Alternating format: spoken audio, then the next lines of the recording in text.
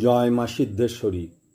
আজ 11ই সেপ্টেম্বর 2023। আজকের দর্শন মা সিদ্ধেশ্বরী। ঠিকানা ঠনঠনিয়া, বিধান সরণি, কলকাতা। এখানে দেবী চতুর্ভুজা, বিভিন্ন অলঙ্কারে সুসজ্জিতা। বিগ্রহটি ত্রিনয়নী ও মধ্যম আকারের।